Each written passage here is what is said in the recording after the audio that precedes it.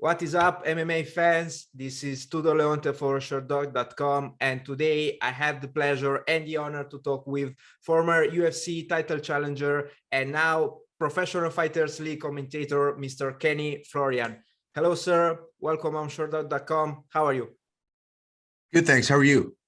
I'm fine as well. Thank you very much. We are recording this interview a few hours after the first Professional Fighters League event, the debut of the PFL Challenger Series. I would like to ask you, your impressions on that evening firsthand, since you were there and you were there. For the last Challenger Series? Yes. Yeah, for our first show, it was kind of a combination of a reality show and a mixed martial arts event. So, and our first time doing it, I thought we pulled it off really well. I thought that it was pretty interesting, just in that, a win didn't guarantee you a contract. You had to be exciting. And I think for other fighters that are watching that, who are going to fight this coming week and the following weeks, they're going to see that and kind of understand the format a little bit better. So for the first week, guys, they were kind of like the guinea pigs, right? In a way, it was more of an experiment for them. So I think there's going to be, now that there's a precedent, I think for other fighters watching and for fans watching, they're going to get a better understanding of how it all works. So, but for me, I thought it was a solid first week. I thought that we had some really good talent there. And yeah, I thought it went really well overall. We also that Bruce Souto eventually pocketed that contract in addition to a performance bonus, which he well deserved. But yes. What do you think, about his performance? Yeah, I thought Brucey, did a great job of adjusting during that fight. He was, being outstruck for a little bit, especially towards the middle of that round. And ultimately he found a way to get the win and to do it in a dramatic fashion. It looked like things weren't going very well for him. And prior to the fight, he talked about his ability to adjust and how he can make in-fight adjustments extremely well. And that's exactly what he did. And one of his best weapons is that knee. And that's really what started it all. So I thought it was a tremendous performance. It was a great demonstration of heart, of technical skill, and of how to stay composed when things aren't always going your way. Yeah, I mean, how often do you see a flying knee, hitting the mark that way? Perfect. Yeah. There were a few last-minute changes to the card. Can you please tell us more about what happened to Joao Paulo Fagundes and Simon Powell? Yeah, when you're bringing in fighters from other parts of the world, sometimes it can be challenging getting a visa in time. So my understanding was it was travel and visa issues that prevented them from coming. So that's unfortunate. And, of course, you have other issues like injuries and things like that, every mixed martial arts promotion has to deal with. So that can be challenging. Yeah, that my understanding is that's what transpired with those guys. The headliner was actually Joshua Silveira winning after submitting his opponent. I was pretty surprised to see that Silveira didn't get the contract after his victory and after overcoming all those falls from his opponent that night. What do you think about that? Yeah, I was a little surprised as well. It's tough because Josh is a little undersized at 205 pounds. He's not the biggest 205 pounder. And he dealt with a guy that was a very big 205 pounder. And I think he was a little unorthodox. And I think those fouls threw him off a little bit. I don't think it was Josh's best performance by any means, but still getting a win in that way, adjusting like he did to those fouls, staying composed and getting a finish, I thought would have at least gotten him to the final two.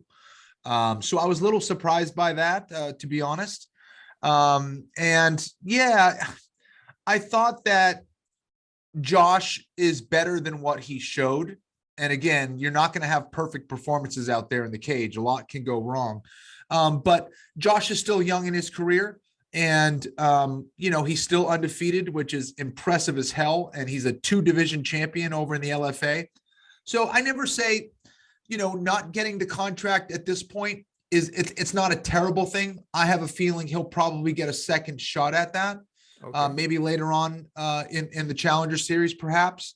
But, I think he's still learning, and I never think it's a bad thing to get more experience. So I think Josh has a bright future, and I think he'll be in the PFL eventually. No question. But I was a little surprised by that as well, to be honest.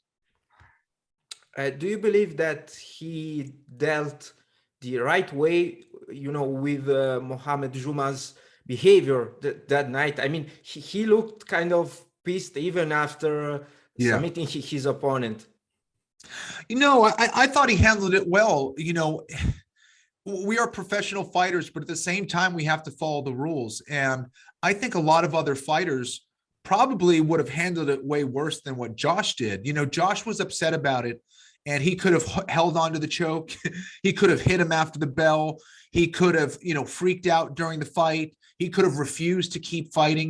There's a lot of other things that would have transpired with a lot of other fighters. And I thought that Josh showed great composure and showed class, frankly, even at the end. It's like, hey, he was upset about it. And he talked to him and he pointed at him and he said, that was not good what you did. That was not sportsmanlike. We're professional fighters, be a professional. And I thought that was a great way of handling it as far as putting his foot down and showing, his boundaries, but at the same time, not being cheap about it and not doing a foul himself. So I thought Josh handled it extremely well as a young professional fighter. So is it my understanding that so far Bruce Souto was the fighter who impressed you the most, right? Yeah, I think that's accurate. I think for Brucey, although he didn't have, a perfect performance either, I thought it was impressive that he showed his ability to battle back from adversity, his ability to deal with things not going so well. And I thought it was also impressive the fact that, he could have easily, I think there was maybe just a few seconds left in that round. He could have easily just backed off and, regrouped, waited to get to round 2 and sit on his stool. Okay, what do I need to do? And kind of relax and recompose himself. But he decided to really go for it. He's like, no, I'm going to try to win this round. I'm going to try to win this fight right now. And I thought it showed a lot about Bruce Souto's character and how badly he wanted that contract. So that's probably what impressed me the most. The first PFL Challenger Series featured just light heavyweights. The upcoming card will feature welterweights. Is there any weight class you are particularly interested in? And if so, which one? In general, for the upcoming cards. Sure. So for week 2, we have the welterweights. And I think that's probably the most competitive division that we have in the PFL. I think we have a ton of world-class talent in that division. So I'm really curious to see who comes out of this group, because they are entering, very dangerous territory with this division. Rory McDonald, you have the champ, Ray Cooper. Yeah. So Ray Cooper. So you have Magomed Karamov. There's just so many great fighters in that division and dangerous fighters that I'm really curious to see who comes out of it. And, just seeing the talent, I'm excited to see who comes out. So that, and of course, I fought at 155 pounds, and I always think that's one of the more challenging, if not the most difficult division in the sport. So I'm, a little biased, but curious about that division as well.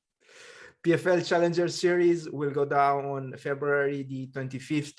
The main event will see Jarrah Al-Silawi taking on Michael Lilly. Would you like, to give us a little bit, your pick or perhaps your analysis for that fight? Yeah, Jarrah Al-Silawi is has been one of the top prospects in the Middle East for a long time. He's got a lot of experience. I'm really curious to see how he looks on Friday night. I think, of course, his opponent does have some experience, but he has had some ups and downs. I think Silawi is probably the more dynamic fighter, but we're going to find out. Anything can happen on fight night. I'm curious to see how he performs with all the pressure, because there are a lot of eyes watching, and this is for the biggest contract of his career. So I'm really curious to see how it all goes down. It was the first event on the Challenger Series. Most of the fights looked great, but sometimes it felt as if the pace was a little bit slow, especially in between the fights. Did you feel that? And would you like to tell us your thoughts on it?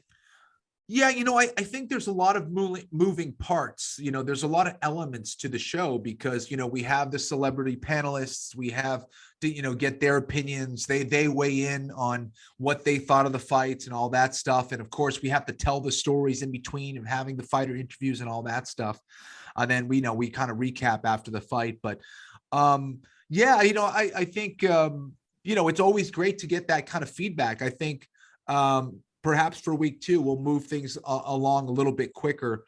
But yeah, it was a longer show than normal. So I think you're right. I think maybe moving it along a little bit quicker would maybe serve us well and get things going. Because I know a lot of people are looking forward to the fights, and it's different though than a traditional fight night, because the pacing is a lot quicker, whereas this kind of has more of that reality show feeling. Yeah. So we'll try to figure it out and try to make it as appealing as possible for the fans.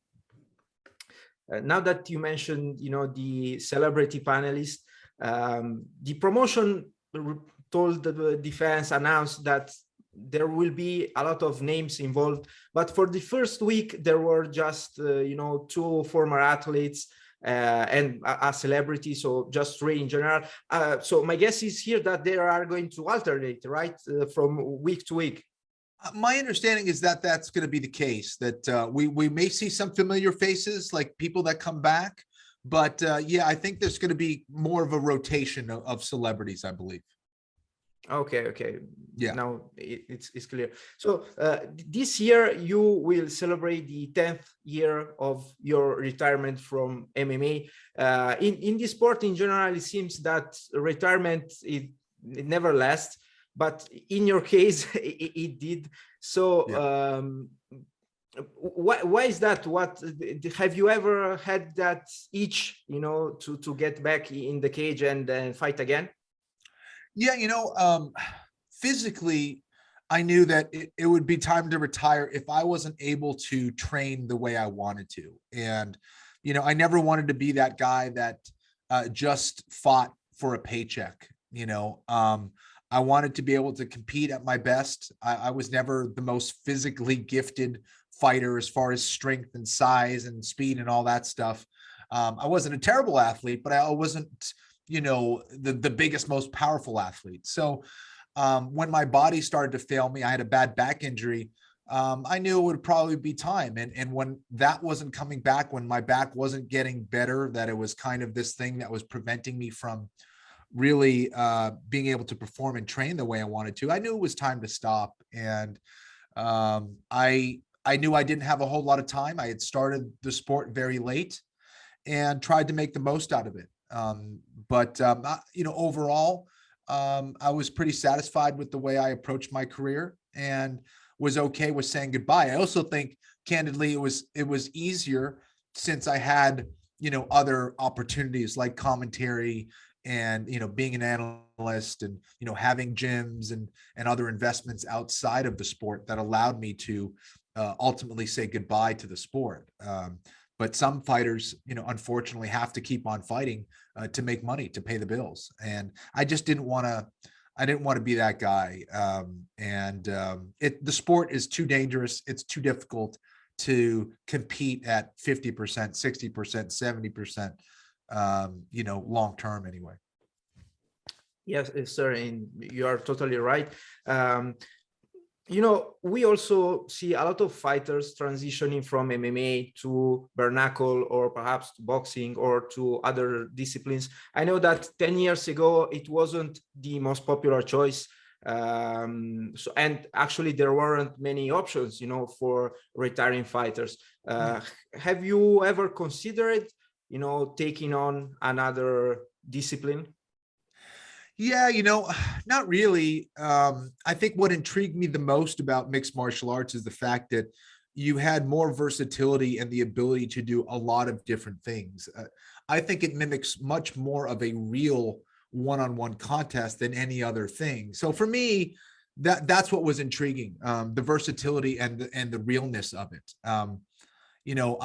I love boxing, I love kickboxing, I love wrestling, I love jujitsu, but I more than anything else, I love the amalgamation of it all. I love the ability to combine all of those things, more than anything else. So, um, you know, anytime you start getting out of your wheelhouse and you go strictly into boxing, let's say competing against a boxer or just a kickboxer, you know, while that's interesting to me, I can do that with my training, but I don't think I never felt like I had to do that for a competition, to fight and make money in that way. But at the same time, like, my background is different than someone else's. That might be the wrong thing for me, and it might be the right thing for someone else who comes from a boxing background, who really loves to do bare knuckle or is curious about that. So it's not the same recipe for everybody, and it wasn't the recipe for me, I guess. So I guess we won't see you calling out any YouTuber anytime soon, right? No, Not for me, no. no, I wasn't trying to get that, but you know, Yeah. now that you mentioned, sir, for me it was a pleasure and an honor to talk with you today. Before I let you go, do you have any last message? Yeah, thank you. Yeah, for anyone who trains jujitsu or grappling, if you want to check out Kenny Florian martialarts.com, I just dropped my first and only full instructional on grappling. And I just take a conceptual framework that I feel will help a lot of grapplers and jujitsu practitioners out there. So if you're curious about learning and stepping up your game, check out kennyflorianmartialarts.com. Thank you. Sir, thank you again for your time today, and hopefully I'll hear again from you in the future. Pleasure. Thank you. Have a nice day. Bye bye.